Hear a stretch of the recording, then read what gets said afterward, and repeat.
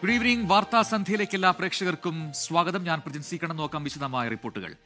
Mayor തെരഞ്ഞെടുപ്പിന് പിന്നാലെ എറണാകുളത്തെ കോൺഗ്രസിൽ ഉടലെടുത്ത പടലപ്പിണക്കം കൂടുതൽ ഭിന്നതയിലേക്ക്. KPCCയുടെ മാർഗനിർദ്ദേശങ്ങൾ അട്ടിമറിച്ചെന്ന് ചൂണ്ടിക്കാട്ടി ഹൈക്കമാൻഡിനും KPCCക്കും ദീപ്തി മേരി വർഗീസ് പരാതി നൽകി. തർക്കങ്ങൾക്കിടെ തൃശൂർ കോർപ്പറേഷൻ മേയറായി ഡോക്ടർ നിജി ജസ്റ്റിനെ കോൺഗ്രസ് പ്രഖ്യാപിച്ചു. മുൻ പരിചയമുള്ള ലാലി ജെയിംസിനെയും സുബി ബാബുവിനെയും തഴഞ്ഞതിൽ മുതിർന്ന നേതാക്കൾക്ക് എതിർപ്പുണ്ട്. കൊച്ചി മേയർ പദത്തിലേക്ക് ദീപ്തി മേരി വർഗീസിനെ തഴഞ്ഞതിൽ കോൺഗ്രസ് നേതാക്കൾ രണ്ടു തട്ടിലാണ്. KPCCയുടെ മാർഗനിർദ്ദേശങ്ങൾ മേയർ തിരഞ്ഞെടുപ്പിൽ പാലിച്ചില്ല എന്ന് ചൂണ്ടിക്കാട്ടി ദീപ്തി മേരി വർഗീസ് ഹൈക്കമാൻഡിനും KPCCക്കും പരാതി നൽകി. പ്രയാസമറിയിച്ചുവെന്നും പരിശോധിക്കുമെന്നും KPCC അധ്യക്ഷൻ സണ്ണി ജോസഫ്. അദ്ദേഹത്തിനും അർഹതയുണ്ട്, അതെല്ലാം പരിശോധിച്ചിട്ടുണ്ട്. അപ്പോൾ കിട്ടാത്തതിൻ്റെ പേരിലുള്ള അദ്ദേഹത്തിനെ തെരഞ്ഞെടുക്കുമെന്ന പ്രതീക്ഷയുണ്ടായിരുന്നിരിക്കാം. അതിലൊരു പരാതി ഉണ്ടെങ്കിൽ അത് പരിശോധിക്കും. ജില്ലാ പഞ്ചായത്ത് വൈസ് പ്രസിഡന്റ് സ്ഥാനത്തേക്കും തർക്കം രൂക്ഷമാണ്. DCC അധ്യക്ഷൻ മുഹമ്മദ് ഷിയാസ് വിളിച്ച യോഗത്തിൽ നിന്ന് KC വേണുഗോപാൽ വിഭാഗം നേതാക്കൾ ഇറങ്ങിപ്പോയിരുന്നു. അതേസമയം ജില്ലാ പഞ്ചായത്ത് പ്രസിഡന്റായി KG രാധാകൃഷ്ണനെ തിരഞ്ഞെടുക്കാനും തീരുമാനിച്ചു. തൃശൂർ DCC വൈസ് പ്രസിഡന്റും മഹിളാ കോൺഗ്രസ് നേതാവുമായ ഡോക്ടർ നിജി ജസ്റ്റിനെ തൃശൂർ മേയറായി തിരഞ്ഞെടുത്തു. കൂട്ടായ പ്രവർത്തനത്തിലൂടെ തൃശൂരിന്റെ വികസനം നടപ്പാക്കുമെന്ന് ഡോക്ടർ നിജി.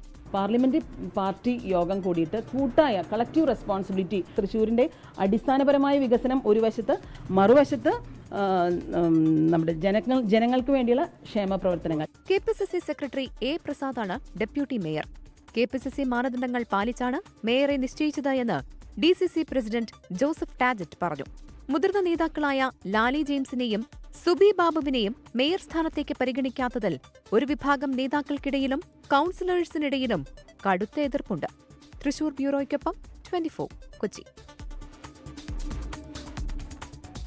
തിരുവനന്തപുരം കോർപ്പറേഷനിൽ VV രാജേഷ് BJPയുടെ മേയർ സ്ഥാനാർത്ഥി, GS ആശാനാഥ് ഡെപ്യൂട്ടി മേയർ സ്ഥാനാർത്ഥി.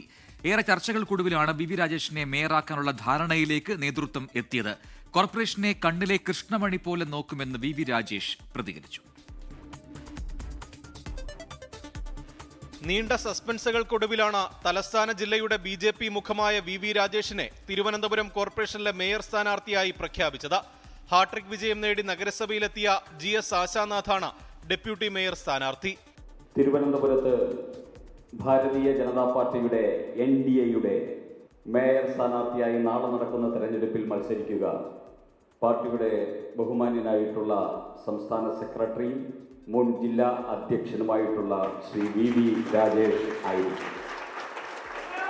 BJPയുടെ ഡെപ്യൂട്ടി മേയർ സ്ഥാനാർത്ഥിയായി മത്സരിക്കുന്നത് നമുക്കെല്ലാവർക്കും പ്രിയങ്കരിയായിട്ടുള്ള മൂന്നാമത്തെ പ്രാവശ്യവും കൗൺസിലറായിട്ട് ജയിച്ചു വന്ന പ്രിയപ്പെട്ട ആശാനാഥാണ് നമ്മുടെ ഡെപ്യൂട്ടി മേയർ സ്ഥാനാർത്ഥിയായിട്ട് മത്സരിക്കുന്നത്.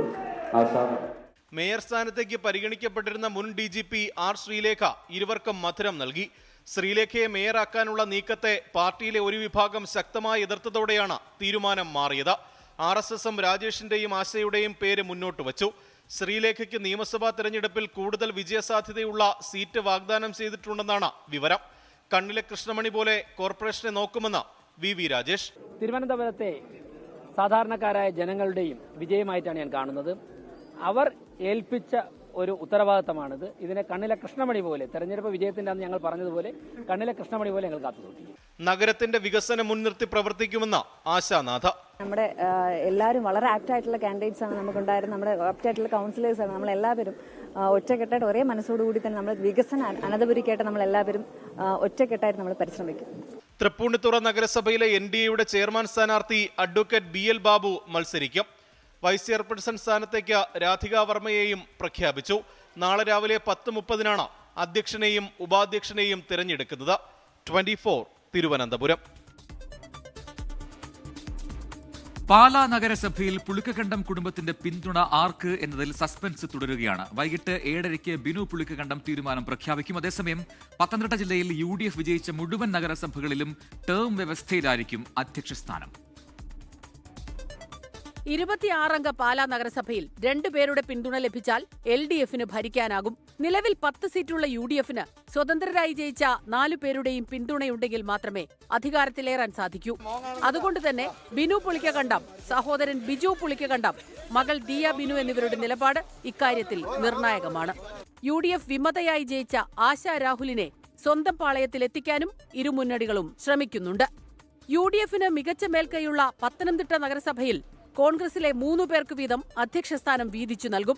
ആദ്യത്തെ 2 വർഷം സിന്ധു അനിൽ അധ്യക്ഷയാകും. 1 വർഷം ഗീതാ സുരേഷും അവസാന 2 വർഷം അംബിക വേണുവും അധ്യക്ഷയാകും. തിരുവല്ല നഗരസഭയിൽ അധ്യക്ഷസ്ഥാനം പട്ടികജാതി വനിതാ സംവരണമാണ്. കോൺഗ്രസിന് ഭൂരിപക്ഷമുണ്ടെങ്കിലും പട്ടികജാതി വിഭാഗത്തിൽ നിന്നുള്ള ജനപ്രതിനിധി ഇല്ലാത്തതോടെ അധ്യക്ഷസ്ഥാനം കേരള കോൺഗ്രസ് ജോസഫ് ഗ്രൂപ്പും മുസ്ലിം ലീഗും പങ്കുവയ്ക്കും. അതേസമയം UDF-ന് മേൽക്കൈയുള്ള അടൂർ നഗരസഭയിൽ അധ്യക്ഷൻ ആരാകണമെന്ന കാര്യത്തിൽ തീരുമാനമായിട്ടില്ല. 24 കോട്ടയം, പത്തനംതിട്ട. പ്രതിപക്ഷമില്ലാത്ത മലപ്പുറം ജില്ലാ പഞ്ചായത്തിൽ PA ജബ്ബാർ ഹാജി പ്രസിഡന്റാകും. AP സ്മിജി വൈസ് പ്രസിഡന്റാകും. മുസ്ലിം ലീഗ് സംസ്ഥാന അധ്യക്ഷൻ പാണക്കാട് സാദിഖ് അലി ശിഹാബ് തങ്ങളാണ് പ്രഖ്യാപനം നടത്തിയത്. വയനാട് ജില്ലാ പഞ്ചായത്തിൽ കോൺഗ്രസും മുസ്ലിം ലീഗും അധ്യക്ഷസ്ഥാനം പങ്കിടും. മുസ്ലിം ലീഗ് സംസ്ഥാന വർക്കിംഗ് കമ്മിറ്റി മെമ്പറായ PA ജബ്ബാർ ഹാജി അരീക്കോട് ഡിവിഷനിൽ നിന്നാണ് ജയിച്ചത്. PK കുഞ്ഞാലിക്കുട്ടിയുടെ സഹോദരപുത്രൻ PK അസ്ലുവിനെയും പ്രസിഡന്റ് സ്ഥാനത്തേക്ക് പരിഗണിച്ചെങ്കിലും സീനിയോറിറ്റിയും പാണക്കാട് സാദിഖ് അലി തങ്ങളും PK കുഞ്ഞാലിക്കുട്ടിയുമായി ജബ്ബാർ ഹാജിക്കുള്ള ബന്ധവും അനുകൂല ഘടകമായി. മുൻ ജില്ലാ പഞ്ചായത്ത് പ്രസിഡന്റും ദളിത് ലീഗ് സംസ്ഥാന ജനറൽ സെക്രട്ടറിയുമായിരുന്ന AP ഉണ്ണികൃഷ്ണന്റെ മകളാണ് വൈസ് പ്രസിഡന്റാകുന്ന AP സ്മിജി. കന്നിയംഗത്തിൽ താനാളൂർ ഡിവിഷനിൽ നിന്നായിരുന്നു ജയം. ആരോഗ്യ വിദ്യാഭ്യാസ സ്റ്റാൻഡിംഗ് കമ്മിറ്റി ചെയർമാനായി PK അസ്ലു, വികസന സ്റ്റാൻഡിംഗ് കമ്മിറ്റി ചെയർപേഴ്സണായി ഷാഹിന നിയാസി എന്നിവരെയും പ്രഖ്യാപിച്ചു. വെട്ടം ആലിക്കോയാണ് പാർലമെന്ററി പാർട്ടി ലീഡർ. വയനാട്ടിൽ മുൻ കൽപ്പറ്റ ബ്ലോക്ക് പഞ്ചായത്ത് പ്രസിഡന്റ് ചന്ദ്രിക കൃഷ്ണൻ വയനാട് ജില്ലാ പഞ്ചായത്ത് പ്രസിഡന്റാകും. ആദ്യ 2.5 വർഷത്തിനു ശേഷം പ്രസിഡന്റ് സ്ഥാനം മുസ്ലിം ലീഗിന് നൽകും. കൽപ്പറ്റ ബ്ലോക്ക് പഞ്ചായത്ത് അധ്യക്ഷ സ്ഥാനത്തിനൊപ്പം സുൽത്താൻ ബത്തേരി നഗരസഭയിൽ ആദ്യ ടേം നൽകണമെന്നും മുസ്ലിം ലീഗ് UDF യോഗത്തിൽ ആവശ്യപ്പെടും. 24 മലപ്പുറം, വയനാട്. കാസർഗോഡ് നഗരസഭയിൽ വൈസ് ചെയർമാൻ സ്ഥാനത്തെ ചൊല്ലി കോൺഗ്രസും മുസ്ലിം ലീഗും തമ്മിൽ പോര് കഴുക്കുന്നു. വൈസ് ചെയർമാൻ സ്ഥാനം നൽകാത്തതിൽ അതൃപ്തി KPCC അറിയിച്ച് കോൺഗ്രസ് ജില്ലാ നേതൃത്വം. സാമുദായിക സമവാക്യം ഉറപ്പാക്കണമെന്നാണ് കോൺഗ്രസിന്റെ ആവശ്യം. 39 അംഗ മുനിസിപ്പാലിറ്റിയിൽ 2 അംഗങ്ങൾ കോൺഗ്രസിൻ്റെതാണ്, 22 അംഗങ്ങൾ ലീഗിൻ്റെതാണ്. ഈ ഒരു പ്രത്യേക സാഹചര്യത്തിൽ വൈസ് ചെയർമാൻ സ്ഥാനം പൂർണ്ണമായിട്ടും കോൺഗ്രസിന് നൽകണമെന്നാവശ്യപ്പെട്ട് തിരഞ്ഞെടുപ്പ് കഴിഞ്ഞ ഉടനെ തന്നെ DCCക്ക് കത്ത് നൽകിയിട്ടുണ്ട്. മറ്റു റിപ്പോർട്ടുകളിലേക്കാണ് ഇനി. ശബരിമല സ്വർണ്ണക്കൊള്ളയിൽ പുരാവസ്തു മാഫിയ തലവൻ D മണിയെ ചോദ്യം ചെയ്ത് പ്രത്യേക അന്വേഷണ സംഘം. ദിണ്ടിഗൽ സ്വദേശി ബാലമുരുകനാണ് D മണിയെന്ന് SIT സ്ഥിരീകരിച്ചു. താൻ വജ്രവ്യാപാരി എന്നാണ് മണിയുടെ മൊഴി. D മണിയും സംഘവും കേരളത്തിൽ 1000 കോടി രൂപയുടെ പുരാവസ്തു വിഗ്രഹ ഇടപാടിൽ ലക്ഷ്യമിട്ടെന്ന് പ്രവാസി വ്യവസായി അന്വേഷണ സംഘത്തിന് മൊഴി നൽകിയിട്ടുണ്ട്. സ്വർണം ഉരുക്കിയെടുക്കുന്നതിനേക്കാൾ വലിയ വിഗ്രഹക്കടത്ത് ശബരിമലയിലും അനുബന്ധ ക്ഷേത്രങ്ങളിലും നടന്നുവെന്നായിരുന്നു രമേശ് ചെന്നിത്തല സൂചിപ്പിച്ച മലയാളിയായ പ്രവാസി വ്യവസായി അന്വേഷണ സംഘത്തിന് മൊഴി നൽകിയത്. 2019-2020 കാലങ്ങളിലായി 4 പഞ്ചലോഹ വിഗ്രഹങ്ങൾ രാജ്യാന്തര പുരാവസ്തു കടത്ത് സംഘത്തിന് വിറ്റുവെന്നും D മണി എന്ന പേരിൽ അറിയപ്പെടുന്ന ചെന്നൈക്കാരനാണ് വിഗ്രഹങ്ങൾ വാങ്ങിയതെന്നും മൊഴി നൽകിയിരുന്നു. പിന്നാലെയാണ് ചെന്നൈ കേന്ദ്രീകരിച്ച് അന്വേഷണം നടത്തി D മണി ആരാണെന്ന് കണ്ടെത്തിയത്. ഇയാൾ ഡിണ്ടിഗൽ സ്വദേശി ബാലമുരുകനാണെന്നും വജ്രവ്യാപാരം നടത്തുന്നതിനാണ് ഡയമണ്ട് മണി എന്ന പേര് വന്നതെന്നും അന്വേഷണ സംഘം സ്ഥിരീകരിച്ചു. D മണിയും സംഘവും കേരളത്തിൽ ലക്ഷ്യമിട്ടത് 1000 കോടിയുടെ പുരാവസ്തു വിഗ്രഹ ഇടപാടാണെന്നും പ്രവാസി വ്യവസായി മൊഴി നൽകിയിട്ടുണ്ട്. ശബരിമല കൂടാതെ പത്മനാഭസ്വാമി ക്ഷേത്രത്തിലും കണ്ണുവച്ചെങ്കിലും ഇടപാട് മുടങ്ങി. N വാസു തിരുവിതാംകൂർ ദേവസ്വം ബോർഡ് പ്രസിഡന്റായിരിക്കെ ക്ഷേത്രങ്ങളിലെ പുരാവസ്തുക്കൾ ലേലം ചെയ്യാൻ നീക്കം നടത്തിയെന്ന മുൻ പ്രതിപക്ഷ നേതാവ് രമേശ് ചെന്നിത്തലയുടെ ആരോപണം. കേരളത്തിൽ വാസു പ്രസിഡന്റ് ആയിരിക്കുന്ന കാലത്താണ് കേരളത്തിലെ ക്ഷേത്രങ്ങളിലെ പുരാവസ്തുക്കൾ മുഴുവൻ ലേലം ചെയ്യാൻ തീരുമാനിച്ചു. അന്ന് അതിനെ ഏറ്റവും ശക്തമായി ഞാൻ പ്രതിപക്ഷ നേതാവ് എന്നുള്ളതിൽ സഭയ്ക്കകത്തും പുറത്തും എതിർത്തു. അന്ന് ഞാൻ എതിർത്തില്ലായിരുന്നെങ്കിൽ ഇത് മുഴുവൻ അടിച്ചുപോയേനെ. അന്ന് തുടങ്ങിയതാണ് ഇവരുടെ കണ്ണ് ഈ സാധനങ്ങളിൽ. അതേസമയം ഇന്നും ജയിലിലെത്തിയ അന്വേഷണ സംഘം ഉണ്ണികൃഷ്ണൻ പോറ്റിയെയും സുധീഷ് കുമാറിനെയും ചോദ്യം ചെയ്തു. സംസ്ഥാനത്തിന് പുറത്തു നടക്കുന്ന നിർണായക നീക്കത്തിനിടെയാണ് അന്വേഷണ സംഘത്തലവൻ SP ശശിധരൻ നേരിട്ടെത്തി ചോദ്യം ചെയ്തത്. കേസിൽ മുൻ ദേവസ്വം ബോർഡ് അംഗങ്ങളായിരുന്ന KP ശങ്കർദാസ്, N വിജയകുമാർ എന്നിവരെ നാളെ ചോദ്യം ചെയ്യും. 24 തിരുവനന്തപുരം. ശബരിമല സ്വർണ്ണക്കൊള്ള കേസ് പ്രതി ഉണ്ണികൃഷ്ണൻ പോറ്റി സോണിയാഗാന്ധിയെ കണ്ടതിൽ വ്യക്തത വരുത്താതെ കോൺഗ്രസ് നേതാക്കൾ. ഉണ്ണികൃഷ്ണൻ പോറ്റി ആവശ്യപ്പെട്ടതനുസരിച്ചാണ് സോണിയാഗാന്ധിയെ കാണാൻ ഒപ്പം പോയതെന്ന് UDF convener Adoor Prakash MP പ്രതികരിച്ചു. ഉണ്ണികൃഷ്ണൻ പോറ്റിയെ സോണിയാഗാന്ധിയുടെ അടുത്ത് എത്തിച്ചവർക്കാണ് ഉത്തരവാദിത്തമെന്ന് മുൻ പ്രതിപക്ഷ നേതാവ് രമേശ് ചെന്നിത്തല പ്രതികരിച്ചു. സോണിയാഗാന്ധിയുടെ വസതിയിൽ ഇവരെയും വിളിച്ചു കൊണ്ടുപോകാൻ മാത്രം അടൂർ പ്രകാശിനും ആന്റോ ആന്റണിക്കും എന്ത് തരം ബന്ധമാണ് ഇവരുമായിട്ടുള്ളത്?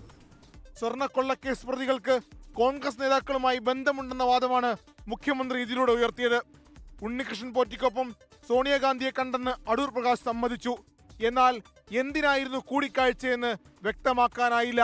സോണിയാഗാന്ധിയെ കാണുവാൻ വേണ്ടി പോയി എന്നുള്ളത് സത്യാവസ്ഥയാണ്. കാട്ടുകള്ളനാണ് എന്നോടൊപ്പം വന്നത് എന്ന് എനിക്ക് അറിയാൻ കഴിഞ്ഞിട്ടില്ല.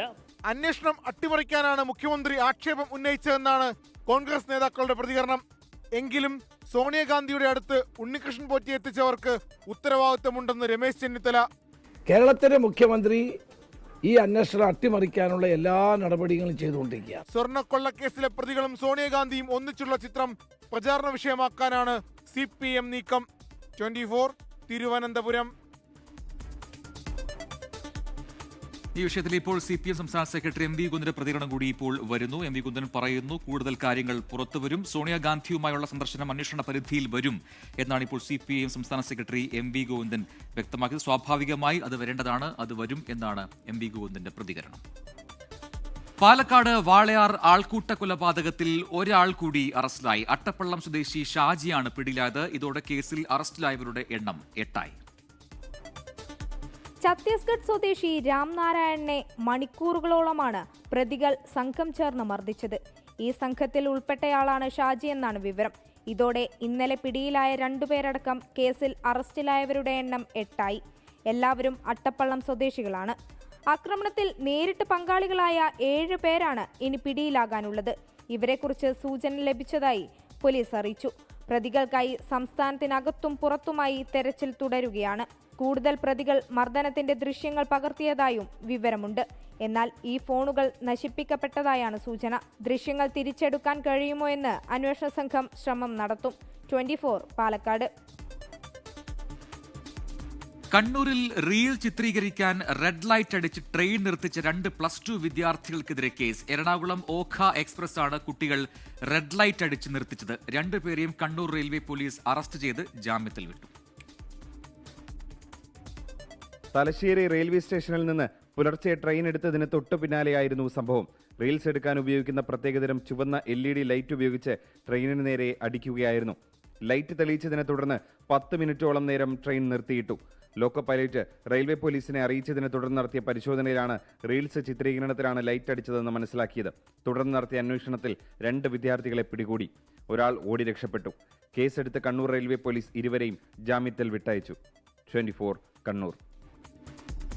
Welcome back. വാർത്താ സന്ധ്യ തുടരുന്നു. ലോകം ക്രിസ്മസ് ആഘോഷങ്ങളിൽ ദേവാലയങ്ങളിലെ പാതിരാ കുർബാനകളിൽ പങ്കെടുത്ത വിശ്വാസികൾ. വിവിധ പള്ളികളിൽ സഭാ മേലധ്യക്ഷന്മാർ ചടങ്ങുകൾക്ക് കാർമ്മികത്വം വഹിച്ചു. കേരളത്തിലും വടക്കേ ഇന്ത്യയിലും ക്രിസ്മസ് സമയത്ത് നടന്ന അതിക്രമങ്ങളെ സഭാ നേതൃത്വം അപലപിച്ചു.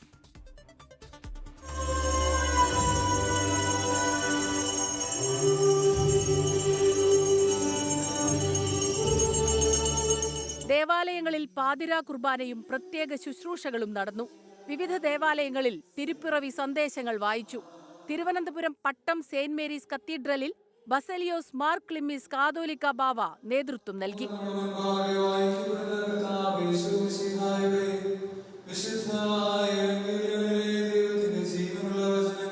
സിറോ മലബാർ സഭാസ്ഥാനമായ മൗണ്ട് സെയിന്റ് തോമസിൽ നടന്ന തിരുക്കർമ്മങ്ങൾക്ക് മാർ റാഫേൽ തട്ടിൽ നേതൃത്വം നൽകി. ഈ പ്രതിസന്ധികളുടെ നടുവിൽ നമ്മൾ നിരാശപ്പെടാതെ പ്രത്യാശയോടുകൂടെ തീർത്ഥാടനം ചെയ്യണമെന്നാണ് പരിശുദ്ധ പിതാവ് നമ്മെ ബോധ്യപ്പെടുത്തിയതും നമ്മെ ആഹ്വാനം ചെയ്തതും. കൊല്ലം ഇടമൺ സെയിന്റ് മേരീസ് ഓർത്തഡോക്സ് പള്ളിയിൽ ബസലിയോസ് മാർത്തോമ മാത്യൂസ് തൃതീയൻ കാതോലിക ബാവ ജനന പെരുന്നാൾ ശുശ്രൂഷകൾക്ക് മുഖ്യ കാർമ്മികത്വം വഹിച്ചു. ഭരണഘടന വാഗ്ദാനം ചെയ്യുന്ന മതസ്വാതന്ത്ര്യത്തെ ഹനിക്കുന്ന രീതിയിലുള്ളതായ ഈ വിധ്വംസ പ്രവർത്തനങ്ങൾ അന്ധകാരത്തിൻ്റെതാണ്. ആ അന്ധകാര ശക്തികളെ നിയന്ത്രിക്കാൻ ഭാരതത്തിലെ ഭരണകൂടത്തിന് സാധിക്കണം. സംസ്ഥാനത്ത് വിവിധ പള്ളികളിൽ നടന്ന തിരുപ്പിറവി ശുശ്രൂഷകളിൽ ആയിരക്കണക്കിന് വിശ്വാസികൾ പങ്കെടുത്തു. News desk 24. ദരിദ്രരെ പരിഗണിക്കാത്തവർ ദൈവത്തിനൊപ്പമല്ലെന്ന് ലിയോ 14 മാർപ്പാപ്പ. കുടിയേറ്റക്കാരെയും പാവപ്പെട്ടവരെയും ചേർത്ത് നിർത്തണം. മാർപ്പാപ്പയായ ശേഷമുള്ള ആദ്യ ക്രിസ്മസ് സന്ദേശത്തിലാണ് വിശ്വാസികളോട് ലിയോ 14 മാർപ്പാപ്പയുടെ ആഹ്വാനം. ഉത്തരേന്ത്യയിൽ ക്രിസ്മസ് ആഘോഷങ്ങൾക്ക് നേരെ ആക്രമണം. ഛത്തീസ്ഗഡിലും ഉത്തർപ്രദേശിലും ക്രിസ്മസ് ആഘോഷങ്ങൾക്ക് നേരെ ആക്രമണമുണ്ടായി. അതേസമയം പ്രധാനമന്ത്രി നരേന്ദ്രമോദി ക്രിസ്മസ് ആഘോഷങ്ങളിൽ പങ്കെടുത്തു. എല്ലാ വിശ്വാസികൾക്കും ക്രിസ്മസ് ആശംസകൾ നേർന്ന നരേന്ദ്രമോദി സമാധാനത്തിനും സാമൂഹിക ഐക്യത്തിനും ആഹ്വാനം ചെയ്തു.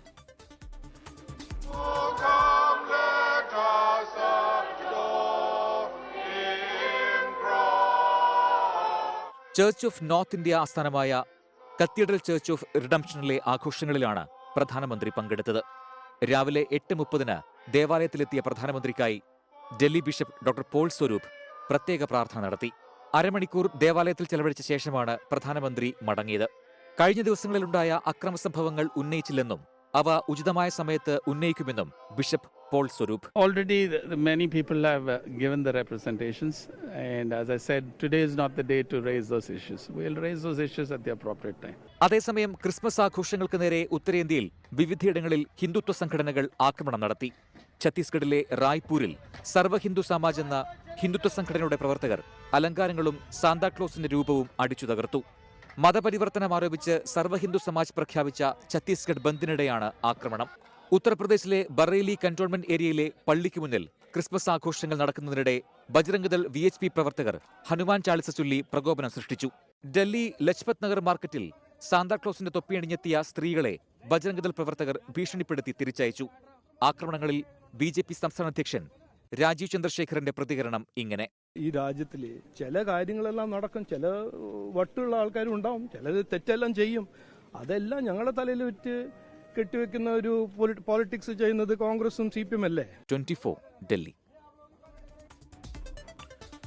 നോക്കാം ചില വാർത്തകൾ ചുരുക്കത്തിൽ. ഒഡീഷയിൽ വൻ മാവോയിസ്റ്റ് വേട്ട. CPI മാവോയിസ്റ്റ് കേന്ദ്ര കമ്മിറ്റി അംഗം ഗണേഷ് ഉയികി ഉൾപ്പെടെ 6 മാവോയിസ്റ്റുകളെ സുരക്ഷാസേന വധിച്ചു. ഉന്നാവ് ബലാത്സംഗ കേസിൽ അതിജീവിത സുപ്രീം കോടതിയിലേക്ക്. പ്രധാനമന്ത്രിയെയും രാഷ്ട്രപതിയെയും കാണാൻ ആഗ്രഹിക്കുന്നുവെന്ന് അതിജീവിത 24-നോട്. ജീവൻ വെച്ചാണ് പോരാട്ടം നടത്തുന്നതെന്ന് അതിജീവിതയുടെ മാതാവ്. കർണാടകയിൽ ട്രക്കുമായി കൂട്ടിയിടിച്ച് ബസ്സിന് തീപിടിച്ച് 11 പേർ മരിച്ചു. ചിത്രദുർഗയിലെ ഹരിയൂരിലാണ് അപകടം. വാർത്താസന്ധ്യയിലേക്ക് തിരികെ ശരണം സന്നിധാനം. ശരണം Sannidhanam co-powered by Ramesh RG നല്ലെണ്ണ. ആർജിക്കാം നല്ലൊരു പ്രാർത്ഥനാശീലം. കളർ മങ്ങാത്ത വൃത്തി. ലേക്ക് റോൾ കാർ ഷാംപൂ. തരിതരിയായ GRB നെയ്. പ്യുവർ ആണ്, അത് ഷുവർ ആണ്. co-sponsored by BLM Kerala, Tamil Nadu, Pondicherry. ശബരിമലയിൽ തീർത്ഥാടകരുടെ തിരക്ക് തുടരുകയാണ്. വൈകിട്ട് 6 മണിവരെ 67,000 പേരാണ് ദർശനം നടത്തിയത്. സ്പോട്ട് ബുക്കിംഗിലൂടെ 6,872 തീർത്ഥാടകരെത്തി. മണ്ഡലപൂജയോടനുബന്ധിച്ച് അയ്യന് ചാർത്താനുള്ള തങ്കയങ്കിയും വഹിച്ചുള്ള ഘോഷയാത്ര നാളെ വൈകിട്ട് സന്നിധാനത്തെത്തും. തങ്കയങ്കി ചാർത്തിയുള്ള ദീപാരാധനയും നാളെ നടക്കും. മറ്റന്നാൾ രാവിലെ 10:10-നും 11:30-നും മധ്യേയാണ് മണ്ഡലപൂജ.